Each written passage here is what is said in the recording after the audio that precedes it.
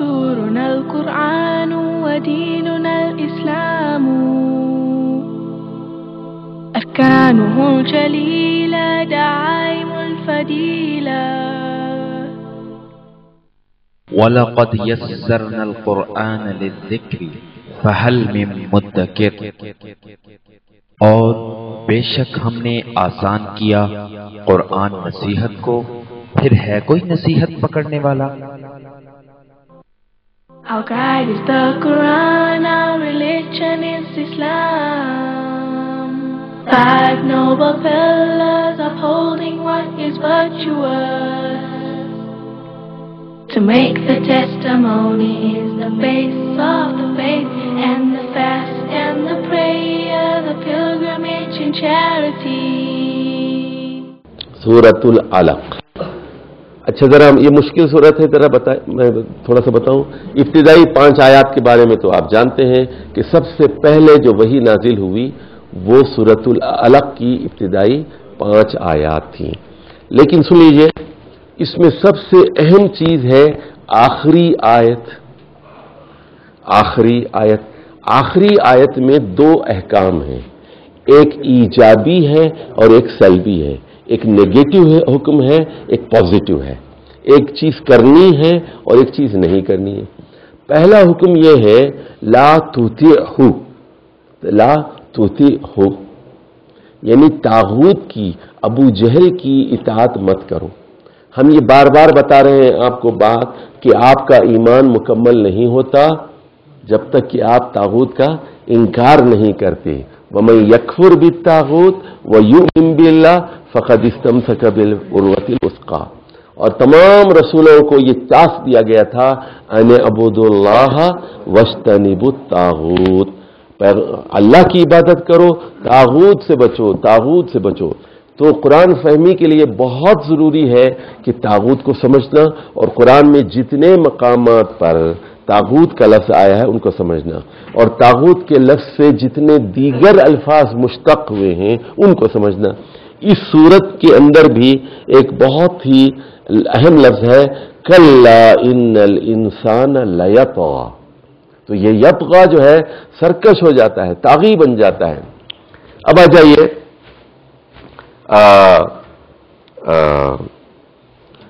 یہ جو پہلی آیات جو ہے وہ 610 میں نازل ہوئی، اور اسی سے وحی کا آغاز ہوا. حضرت عائشہ کی حدیث، بخاری کی حدیث ہے.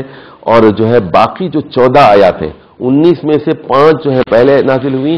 یہ اعلان عام کے بعد ابو جہل کے بارے میں نازل ہوئی، جب اس نے آپ صلی اللہ علیہ وسلم کو حرم میں نماز پڑھنے سے روکا تھا. اور اس کا ذکر یہاں بھی آیا عبدا اذا صلی ارأیت الذی ینہا عبدا اذا صلی. کیا آپ نے اس شخص کو دیکھا جس نے محمد صلی اللہ علیہ وسلم کو نماز سے روکا؟ اچھا، پہلے پیراگراف میں بتایا گیا ہے اسماء و صفات سے اللہ کو یاد کیجئے. اللہ کی اسماء کیا ہے؟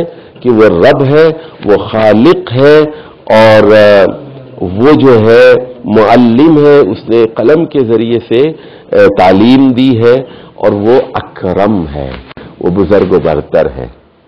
تو اللہ اسماء و صفات سے اللہ کو یاد کیجئے. اقرا پڑھیے.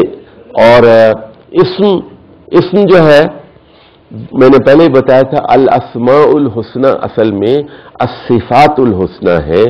ہر اللہ کا نام اور اسم ایک حسین و جمیل صفت کا آئینہ دار ہے. اور اقرا کا لفظ یہاں 2 مرتبہ آیا ہے کہ پڑھیے، یاد کیجئے.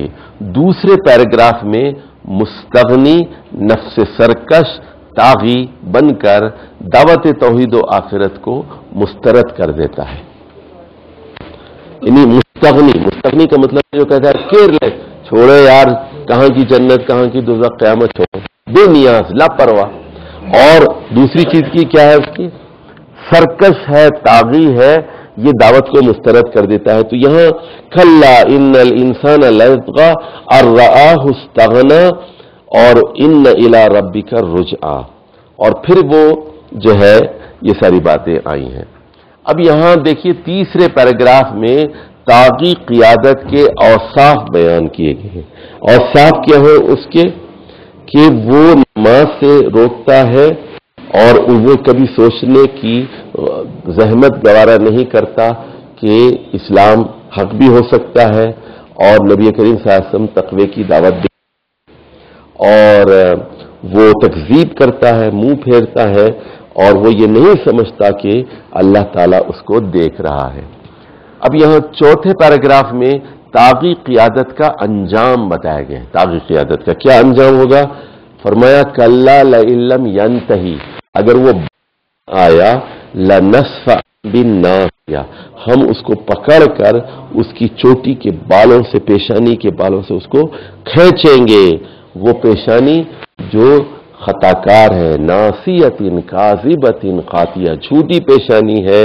اس کے بعد اللہ تعالیٰ چیلنج کرتا ہے اس کو، اکڑ غرور ہے، اپنی برادری کا غرور ہے کہ میرے ساتھ اتنے بندے ہیں، میری اتنی بڑی برادری ہے۔ فرمایا سند اس زبانیہ فلید نادیہ، یہ اپنے حمایتیوں کو بلا لے، ہم بھی اپنے فرشتوں کو بلائیں گے۔ اور آخر میں آخری جو آیت ہے اس میں طاغوت سے بچ کر نماز کے ذریعے اللہ کا تقرب حاصل کرنے کی ہدایت دی گئی۔ اس سے کیا بات معلوم ہوئی؟ طاغوت کا آپ مقابلہ کر ہی نہیں سکتے، امریکہ کا مقابلہ کر ہی نہیں سکتے جب تک کہ اللہ سے آپ کا تعلق زیادہ مضبوط نہ ہو۔ اور وہ تعلق کیسے، پہلے بتا چکا ہوں میں، تقرب کیسے حاصل ہوتا ہے؟ سجدے کے ذریعے، واسجد واقترب، سجدہ کیجئے اور اللہ کا تقرب حاصل کر لیجئے۔ اور حدیث میں آتا ہے کہ اقرب جو بندہ جو ہے سب سے زیادہ سجدے وہو ساجد، جب وہ سجدے کی حالت میں ہوتا ہے تو اللہ سے بہت زیادہ قریب ہوتا ہے۔ اچھا جی، ایک اہم بات میں آپ کو بتاؤں جس کا ذکر میں نے اپنی کتاب تہجد میں بھی کیا ہے، کہ صحیح بخاری کی حدیث ہے، حضرت عائشہ فرماتی ہے کہ نبی کریم صلی اللہ علیہ وسلم کی نماز تہجد کا سجدہ 50 آیات کے برابر ہوتا تھا۔ آپ لوگوں کا سجدہ کیا ہوتا ہے؟ سبحان اللہ سبحان اللہ سبحان اللہ، اللہ اکبر، سبحان اللہ سبحان اللہ سبحان اللہ، اللہ اکبر، جس طرح کوا مارتا ہے نا، اللہ اکبر اللہ اکبر اللہ اکبر اللہ اکبر اللہ اکبر اللہ اکبر۔ سجدے میں کوئی لذت ہی نہیں ہے۔ سجدے میں وہ جو شاعر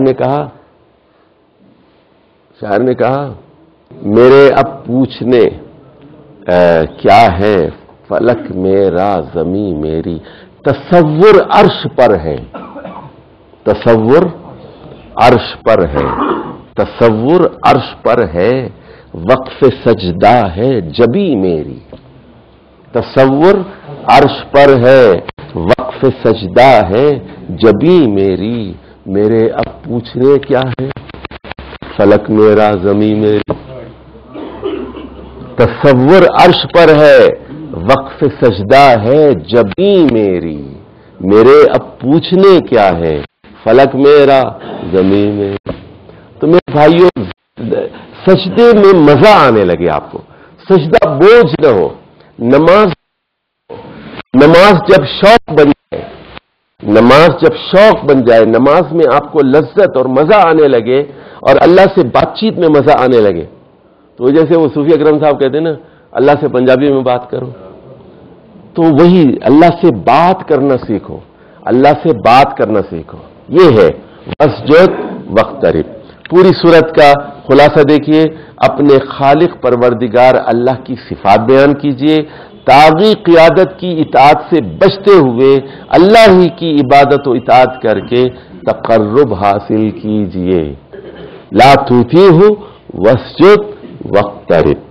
اب اس میں 2 مرتبہ یہاں پر غالباً یا 3 مرتبہ کلا آیا ہے، وہ کلا کیوں آیا ہے اس کو میں کتاب کے اندر کھول دیا ہے، اور ایک قاعدہ میں بتا دوں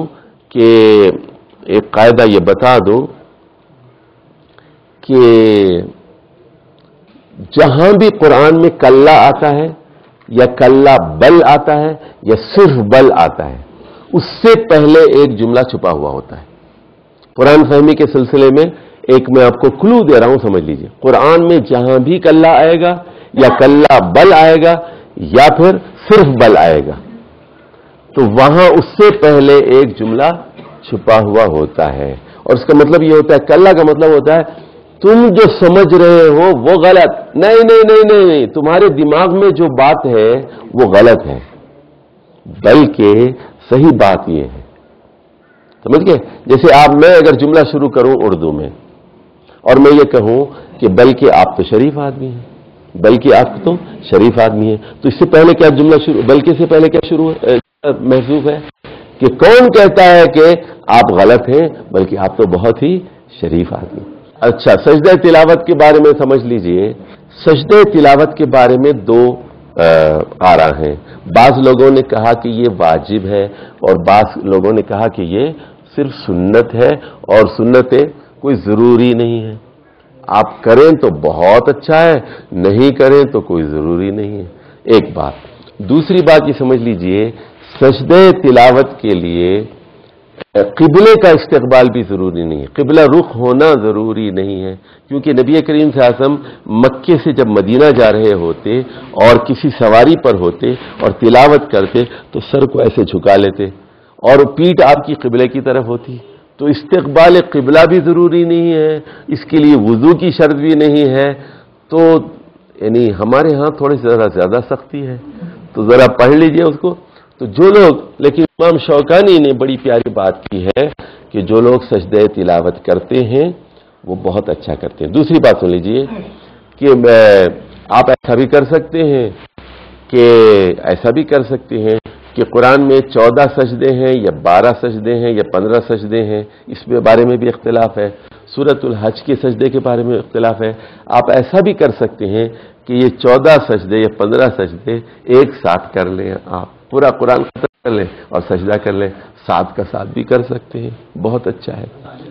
تو جیسے آپ کی سہولت ہو، جیسے آپ کی مرضی ہو. سننے والے کے لیے بھی بہتر ہے اور پڑھنے والے کے لیے بھی بہتر ہے، سننے والے کے لیے بھی اور پڑھنے والے کے لیے.